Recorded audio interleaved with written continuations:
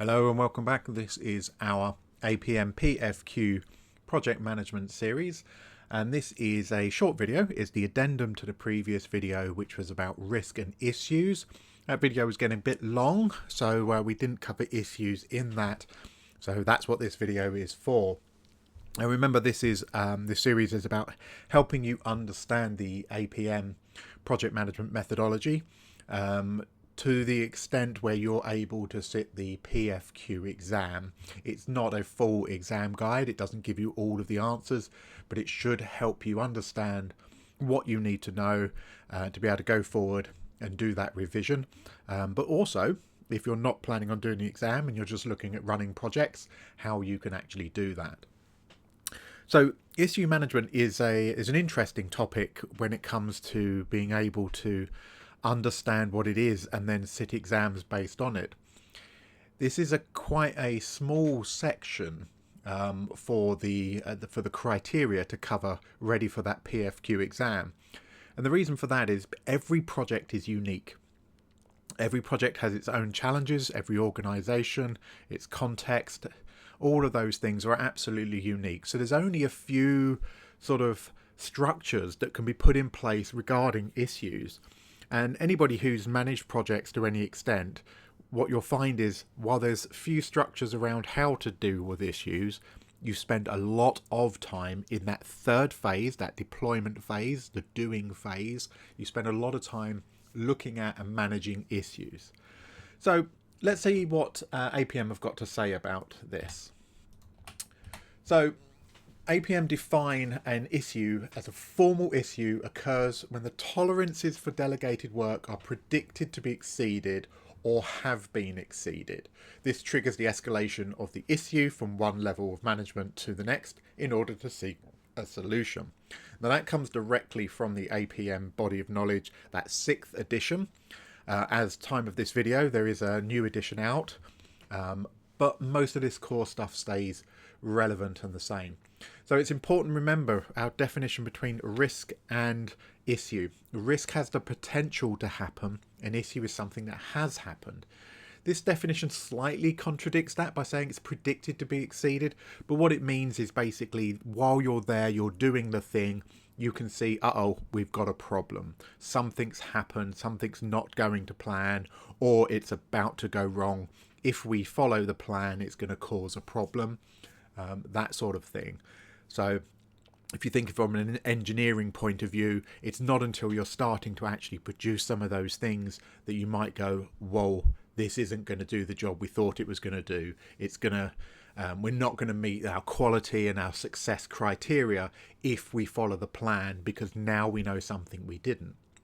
But issues can also come from end users raising concerns or problems. It could be supply chain management issues. It could be anything at all that is going to have an impact on your ability to complete your project as planned.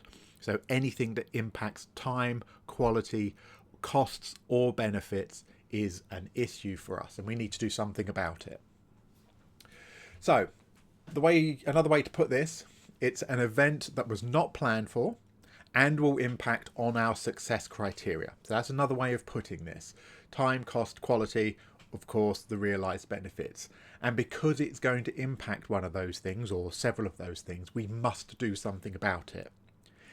If it's not going to impact any of those things, you probably don't need to worry about it too much. It's something you possibly can avoid. So just a reminder, risk is something that could happen. Issue is something that has happened. We must address it because it's already here. So we're not planning how we'll deal with it if it does happen. What we're saying is, uh-oh, how do we fix it? How do we move on from this? So the formal issue management process for APM consists of 5 steps. They do like 5 steps with APM. So the first thing we're going to do is write down what happened. What is the problem? What's the issue? Formally record that. And we're then going to assess it. Why is it a problem? How does it impact everything we're doing? We're going to plan a solution to that, and if necessary, seek permission to actually undertake that, because it could mean that we are spending more money, or it's going to take longer, or we're going to be cutting some corners around some of our governance, so the rules that we're allowed to follow and the ones we're allowed to breach. If necessary, we're going to escalate it. And finally, the resolution. We're going to implement the solution. Now that sounds quite complicated, and often for a lot of issues you'll whiz through those steps fairly quickly. They don't take an awful lot of processing. Other issues, this becomes a very formal, complex and protracted process. So something's gone wrong. We're going to write it down in our formal way, whatever that is. We might have a specific form that we need to fill in. It might be a spreadsheet that we're going to enter that on. We're going to write it down. We're then going to say, so what's it impacting? Is it impacting time, quality, cost? Is it affecting our benefits? What other things might it be affecting? And answering that question of why is this a problem? Then we're going to come up with solutions. The different ways that we could handle it. Don't just jump at the first one, but we need to think about different options. What could we do? What would be the best way forward? And of course, using those experts in the field, whether they are the engineers, electricians, the builder, whoever it may be, ask them, because they are going to have the best knowledge to help you solve those problems or come up with solutions. If you can't come up with a solution, if it's too big a problem, if it's outside of your experience and expertise, you're going to escalate it. And escalate it to your project sponsor, because part of their role is to help you solve these kind of problems. So we're going to escalate that. And finally, once we have an ideal solution, our ideal way forward, we are going to implement that. Probably checking in with the sponsor to say, this is the issue, this is what I want to do about it, are you okay? And hopefully they'll just say yes. Now, many small issues arise in a project where it's not necessary to take them to the sponsor. Just fix it and move on as quickly as possible. But we do spend a lot of time as project managers doing this part. So just as an example for you to look at here is, it's by no means perfect. There is no such thing as a perfect issue log, but it's just an example where we may, every time an issue arises, we would expect somebody to fill in this form. And as you can see, we're asking them who is submitting it, when was it discovered, what's the description of the issue, tell us what it was, tell us the potential impact of it, why is it a problem? And then we can also use this, and it may be that your people on the ground, the people undertaking your tasks, will be able to suggest what their potential solutions are a part of this. It's then going to have its actual resolution added on the bottom. So you may have a formal form like this, you may not. This might be done as part of an email, it might be entered into a spreadsheet, etc. But what's important is all of these need to be kept and logged, preferably together, so that we're able to reflect on them and we'll be able to see the decisions that have been made for good or bad, because we won't always get it perfect. So it can be audited later on and form part of those assurances. So here's an example of, and it is just an example that I pilfered from the internet. You can just type into Google and search for issue logs, and you can see a whole range of different ones. And as you can see, this is what this organization, or at least used to, this is what they have been using. We have a description of it, the date it was identified. They have chosen to give it a type, so requests for change or a problem or something else, so they can separate them out. But this is going to be in one big table, all of these issues kept together. What is the impact of it? And based on the impact, what priority is it? What's our countermeasure or response? So what is our solution that we want to do? Who is the owner? Really important that every task that we have, whether it's to fix a problem or if it's to lay a brick wall, whatever it is assigned to a person, so we can follow through and make sure that that has been done. When was this submitted and who's updated this record? So as things change, when was it last updated?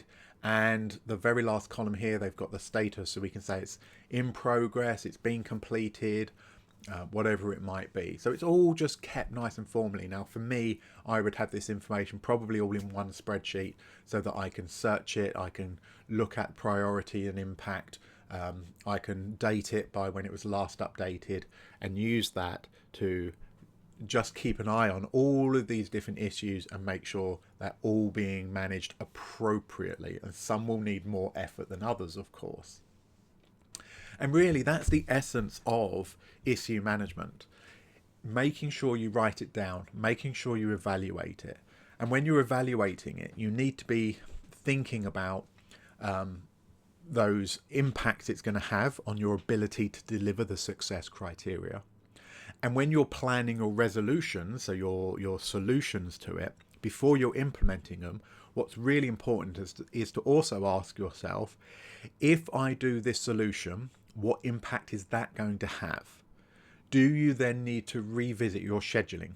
Do you need to revisit your resource management? Do you need to revisit your risk management? You may have introduced new risks or change the probability or likelihood of previously existing risks. So have a look. How's that going to change it? How does this impact my budget?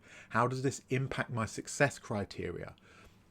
Does this change anything within the context of my project? i.e., is there going to be something new that's going to appear on my SWOT analysis or on my PESTLE?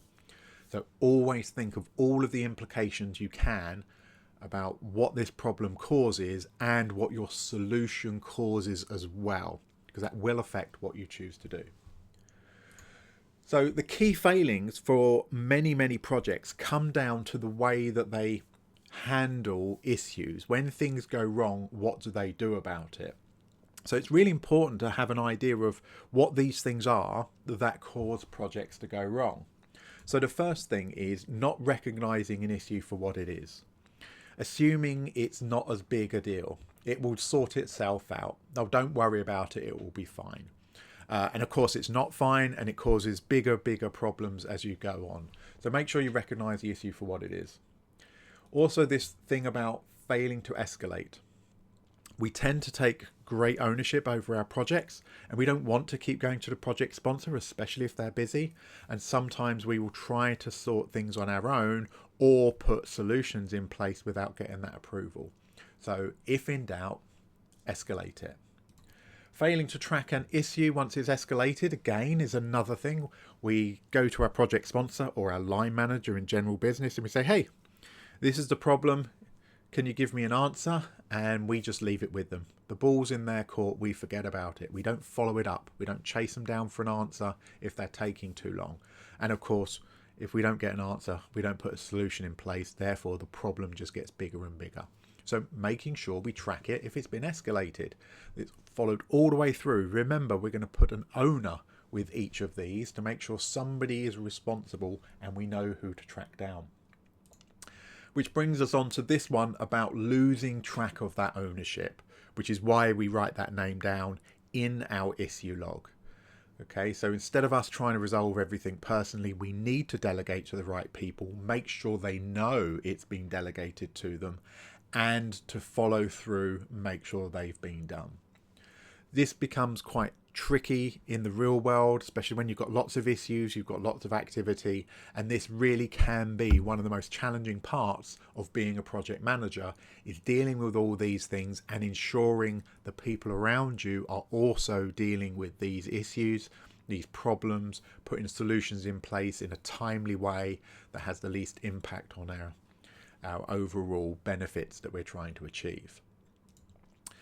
So I did say this was going to be a short one. It just wraps up that issue management. It really is a relatively tiny topic amongst the whole of the project structure. And remember, these are not going to come up in part of our planning. These are only going to come up when we're actually doing our tasks in that deployment phase. If it was in our planning, we would plan to not have these problems. So they're often things we can't foresee. I hope that's been useful for you. It's quite a quick and easy one. You just need to remember those steps about looking through what is it, why do I care about it, what could I do about it, and then am I okay to do something about it, and then go and do that. That's your 5 steps. Quite straightforward. I hope this one's been useful. We'll see you in the next video. Thank you.